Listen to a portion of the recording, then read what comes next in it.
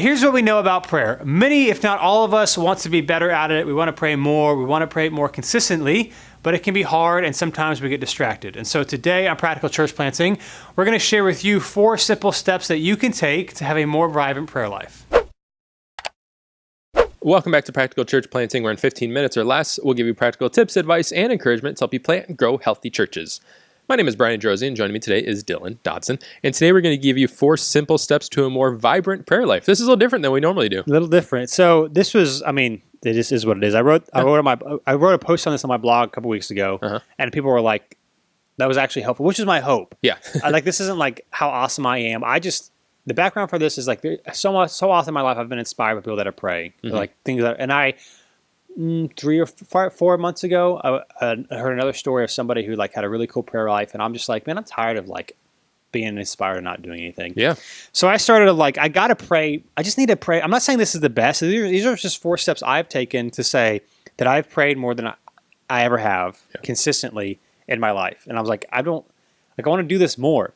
And for me, I started this just to get in the habit of praying like every day and longer. And then hopefully this will evolve as time. But these are just 4 steps I've taken that have made a big impact on me and apparently have been helpful for some people. And so if you're in ministry, we all know prayer is important. And pretty much every believer I know says that they should do it more.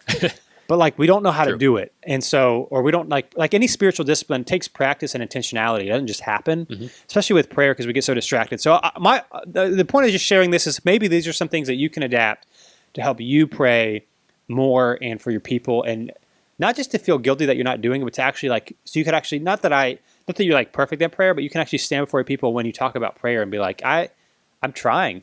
Not that you need to tell them, but like before the Lord, you don't have to feel like, there's some sermons you preach where like, I'm going to preach this, but I'm not doing it. You don't have to do this for prayer. And so here's 4 things that I've done. One thing I'll add to this as kind of a takeaway is, as you're listening to this episode, is obviously this is a little more spiritual maybe than our normal kind of episodes. But if you're listening to this, try and see what you can apply yourself instead. I think it's very easy. And I heard someone say this a few weeks ago, like when they're reading the Bible and things like that, they're constantly looking at what they can take out to communicate to someone that they're discipling or to preach on.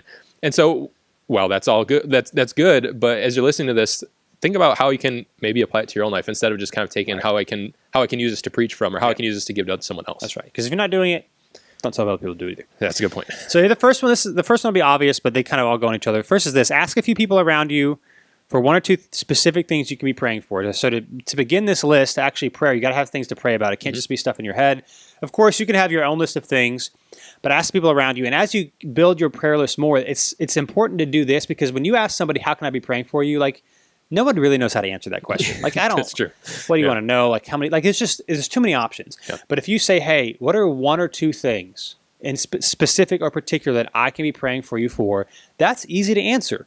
And they might share with you something deep, or they might share something more service letter, but you're asking like one thing. Like, everybody has like 1 or 2 things that are bothering them. Yeah.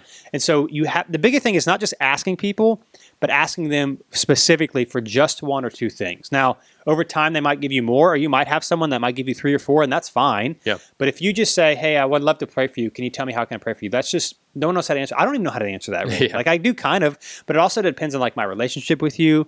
But if someone just walked up to me and said, hey, what's one way I can pray for you this week? No matter who you are, I can tell you one thing. So to begin with, that might sound obvious, but don't just make a list of like your own things, but actually ask other people. And as you continue to ask people in your church or whatever, I know it's easy because maybe you feel like, hey, they're in my congregation. But even for them, just say, what's 1 or 2 things that'll actually give you an answer if you limit it and not just make some big unopen open question. Yeah, and the more that you do this, the more it becomes kind of a regular thing. The more you're going to, I think, get to what people really want prayer for. Yeah. Like the first time I know when Dylan started doing this, I mean, not that he never asked before, but started doing it consistently. The first time he asked me, I don't remember exactly what I said, but it probably wasn't the thing I needed the most prayer for, because I hadn't I don't know last time someone asked me that, like point blank, like without time to think about it, but just right on the spot. But now, like as we've continued talking, I'm sure this is the case with other people, as you kind of open this dialogue and have asked this question multiple times, you'll probably get to the heart of like, oh, there are actually some things I do need prayer for. And it's not just a off the top of my head kind of thing. And it becomes less awkward. Like it might feel weird, but the more you do it, the less you're like, whatever. So that's the thing is, as you're asking people 1 or 2 things, That's what's really important. Number two, you then need to create a written list of prayer needs. Now, there are different apps and stuff that I've looked at. Honestly, none of them have done what I want them to do. I even bought one that cost money and it still didn't. So what I use now is I use Google Sheets. It still doesn't do exactly what I want it to do, but it's the best thing that I have found. The downside with the Google Sheets is you can download the Google Sheets app on your phone, but it's not as good as desktop. Yeah, so it's not very good. But it's more organized than any other prayer app I could find. And what I did was at first I had one sheet, and then I had 2 sheets, and then I separated it into 8 sheets. And so here's what me explained, or 8 tabs in one thing. So here's how this works. You make a list, and then I was like, well, I want to be more focused on certain things. So here's, as I made a list, as I've asked people, as I've been more intentional, even thinking of myself, here are the 8 tabs that I currently have on my Google Sheet. So the first tab is family. So in that tab, I'll have my wife and my 2 kids. And then in the next column over, it just says the ways that I can pray for them. That's it. That's my family, immediate family, whatever. So I have family. I have personal, which are my own things that I'm praying for myself. Number 2. Number 3, not that the order matters. I have New City Church. So I'm praying for things in our church. Number 4, it's people. So it's the things that I'm praying for people. That's obviously the biggest sheet because it's the most amount of things. Number 5, Acts 29, which is our church plan network that we're a part of. Number 6 is salvation. So it's people that I'm praying for that don't know Jesus. Number 7 is Los Chilitos. It's our partner church in Guatemala and Los Chilitos. And number 8 is churches. So some local churches, some other churches I know, just pastor friends that I've reached out to and said, hey, how can I pray for you? I pray through that list.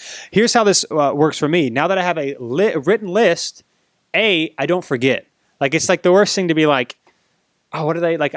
Now I know if someone has a prayer need, like I'm going to put it in that list right away, and I'm not going to forget about it, and it's going to be there. But it's really hard to like think about how you're going to pray for people when you don't like have it all written down and you don't have it accessible. I don't love the fact that it's on my phone. Like I wish that it wasn't. That's probably another thing, but you can't get away from that. Because phones can be distracted. Although it's not really because I've gotten better at it. But the nice thing about Google Sheet is you can edit it on a computer and your phone, and so you can have it anywhere. It's kind of hard if you just have a manually written one, unless you want to like rewrite the list every single week, which could be a lot. But number 1, again, ask people specifically. Number 2, create a list, and you can organize it. It could just be you and your church, like whatever it is. Just start small, but you actually, when you get it organized into like specific categories, it becomes a lot more digestible to actually pray through the list. So that's the second thing. Create a list of written prayer needs. I found Google Sheet to be the best. I haven't found an app that really organizes it the way that I wanted to. So that's what I'm using for now. If you've never written down prayer requests, do it. I'm sure that I don't know if you have, Dylan. I know I've had times, I think many of us have, where we, even if it's not something you're like doing very organized, but where people have asked for prayer for things and you just think you'll remember, you won't. I mean, it's just the way it is. And you probably know this by this point, but have some way, even if it's not exactly the way Dylan does it, but have some way where you have a place where you can put these. In our community groups here at New City, Dylan started this back with our community group with our launch team, but now I know other groups do as well. As when we go around and we ask people for prayer requests, we then email it out. And one thing I've always encouraged people to do, and I think I remember getting this from you, is to tell people in our groups not to open that email until you're ready to pray for it, because you just forget, and it's just it stinks. And I know no one wants to admit that they forget to pray, but we just do. We're humans. And so whether you do it in a spreadsheet or whatever, just make sure you have some kind of central location to keep these things, and don't assume that you're going to remember them. So if you get one, jot it down then. Like if you don't have access to whatever, write it on a piece of paper. Like don't assume that at the end of the day you're going to remember these prayer requests, because you just won't. So get that. And the thing is too, is when you're in the habit of writing things down, if you forget, you're going to be like, what do they say? So I've done this a few times. Well, I've send someone an email, be like, hey, what did you say? Or what was that needed specifically? Because I'm used to like, oh, I didn't write it down and it's time to pray and I remember they're there. And so, but if you're in the habit of like, I need to track these things, you're more likely to do it. So ask for people, have an organized place where they're all together. That's number 2. Number 3, and here's where I think this is most helpful. Pray through your list and then move to the next item when you get distracted. So here's where we feel guilty, right? I can't pray more than 2 minutes without getting distracted. Well, part of that is like we're not disciplined in the sense of like we don't have a plan going into it. It's not just that like we're 21st century people, and like we don't have a plan. And so this is how this started for me. Was I'm just going to do this 10 minutes a day, and I'm going to get through however many things I get through. And as soon as I get distracted, I'm going to the next thing.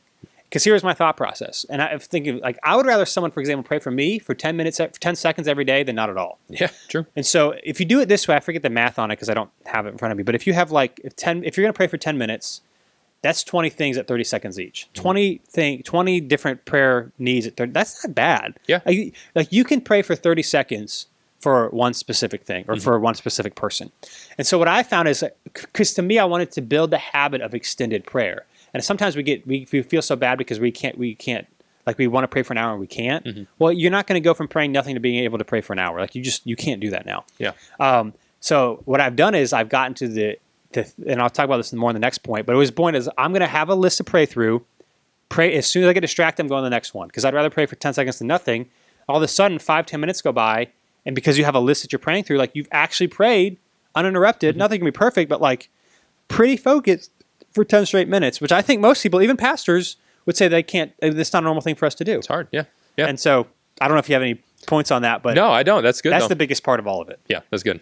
Is praying through your list and move to the next item when you get distracted. That's why the list is so important, not just top of the head, because you'll train yourself to pray longer when you do it. And then the fourth one is this: commit to pray over that list for a brief moment of time each day. So for me, it is Monday to Friday. James Clear, in his book Atomic Habits, which we talked about in the past, talks about how to create habits. And the best way to create habits is to do it like it cannot feel like work when you just start. This is why like a lot of our New Year's resolutions don't happen, because we like commit to like run a marathon and we've never run a 5K. Yeah. Like and so it can't feel like work. And so I started with 10 minutes because I feel like 10 minutes is not that big of a deal. And I said, I'm going to pray for 10 minutes. I'm just going for this list every single day. Now that I've been doing this for 3 or 4 months, it has become easy in my morning quiet. Like I feel like I have to, and I want to do it because it's become a habit. And that's okay maybe that feels unspiritual, but I want it to be a habit. I want it to be a thing I do. So whether it's 2 minutes or whether it's like, just imagine you have a list of 20 things, people between yourself, family, church, and people in your church. I'm going to commit 5. Like you can do that, and you have exactly what you're supposed to be praying for. Now I get this model is you're doing a lot of asking and a lot of talking and not a lot of like sitting and quiet before Jesus, but it's a step. Yeah. The thing for me personally is like I wanted to take a step, and what has happened now that the 10 minutes I used to like. Just to be honest, like when I first started, I said, I'm going to set a timer for 10 minutes so that I won't keep checking my clock and I'll know when I'm done. Now I don't set a timer anymore. I go a little bit more often. And like for me personally on Wednesdays now, so Monday through Friday, or Monday, Tuesday, Thursday, Friday, I still have the 10 minute. No, normally it's about 10 to 15 minutes. Now on Wednesdays, I go about 45 to 75 minutes, and I'll pray through the entire list. I never get through the list when I go throughout the other days. I just, wherever I end, normally I'll end on a tab, like I'll do the whole tab and then start another tab the next time. But I'll spend most weeks, I'll spend one day each week going through the entire list. And what's cool is, an hour is it's not that bad when you have a list. And here's the cool thing too about doing this every day. How often I've been like asking people and following up with people. It's because when you're praying about people, you actually want to know how they're doing. Yeah. And I think some people might be like, dude, like, why do you keep asking me? And my goal is that people would be like, he actually, because I do care. And I'm not like the most loving or the most encouraging, the most empathetic person in the world, but I can pray. Yeah. And so it's been really cool, especially with a few of the people on my list, like every other week. But I don't do it every week because I don't want people to like be like, all right, I get it. Yeah. But I'll try to at least every few weeks email everyone on the list that's on there, be like, hey, I'm praying for hey, give me an update. And what I found is that people are actually sharing more now. Like they actually know that I'm going to pray for them. And it's a great way to follow up with your people, because you're not just saying I'm going to pray for them. You're not just praying for them once. Now there's been times where I'll take people off the list after a while. But most people on the list have been praying for a lot. Yeah. And because you're praying for them, you then follow up with them. And it makes them feel loved, and you're actually praying for them. And so I've just found, again, to me, it's a step. To me, I'd like to be more contemplative. I like to sit more. But for me, like for the first time in my life, I've extended prayer, and I'm praying for people every day, which I've never done that before. Yeah, I like that you say it's a step, because it's so easy for us to look at these, like you said before, look at these people with these prayer lives and be like, I gotta do that now. And like I remember one of the times we went to Exponential, we saw Francis Chan talk about how he prays, how he's like weeping and these things. And I'm just like, that is not that is, and maybe that's wrong on me. I'm not trying to say like anything like that, but to go from where you are to like having this, everything is perfect and the way that you believe everything should be, and whatever. It's just, it may be such a huge leap that you never actually take any steps to get there. And so this is, I mean, I think this is more than just one step. I think this is great, but this is, if anything, this is just a step in the direction of you can make these little changes. Again, it's any spiritual discipline. It takes intentionality and planning to develop that muscle to get better at it. Like you can get better at prayer. And so for this, I don't know what episode this is, episode 130 something, but if you go to practicalplanning.com/episode 130, whatever this number it is, whatever number, we'll have all these in the show notes. I'll also link to my blog post. But again, I'll just say them again. These are the 4 steps to take. Number 1, ask people around you for 1 or 2 specific things you can pray for. And your list will grow. Like as I've been doing this for a few months now, my list has gotten bigger and bigger because I got more people. But because that's like I do it every day, I'll get to that eventually, and everyone will get prayed for at least once, most of the time twice a week, which is cool. So ask people around you, but be specific, only 1 or 2 things. Number 2, then create a written list of prayer needs. I would recommend something digital that you can get everywhere, although I would prefer a digital piece of paper. Can you make that happen for me, Brian? I don't know how you would make that happen. I don't know either. But anyway, something that you can edit anywhere and access anywhere. For me, Google Sheets have been the best thing. It's not the best, but it's better than any app. And I looked at a bunch of them that could organize it. So number 2, create a written prayer list. Number 3, pray through your list and move to the next item when you get distracted. I think this is the most important. Have a list. It's okay to get distracted. Just go to the next thing because you're praying, and that's what matters. The heart is what matters. You actually want to pray for them. And then number 4, actually commit to doing it. So don't just do this once a week. Actually, hey, I'm going to start 5 minutes a day, Monday to Friday. That's it. Just 5 minutes. You'll find yourself praying more.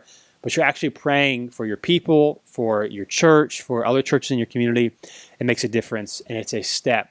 If you're like me, I was just tired, man. I was tired of always being like, that's cool, and then do nothing about it. Yeah, that's a small step to do. So 4 simple steps to a more vibrant prayer life. We all think we want to pray more, so let's do it. Yeah, take some steps. So thanks for listening, and we'll be with you next time on Practical Church Planning. Thanks so much for watching this episode of Practical Church Planning. Whether you're watching on Facebook or YouTube or Practical Planning, wherever you are, whatever you're doing, make sure you like or subscribe or do whatever it's telling you to do or should do on that platform. And hey, if you are so tired of looking at our ugly faces, but you're not tired of listening to our beautiful voices, then you can find our podcast if you just search Practical Church Planning on iTunes or Google Play. Make sure not to just find it, not just to listen, but to subscribe. Make sure you subscribe. Brian, tell them to subscribe. Subscribe. See you next time.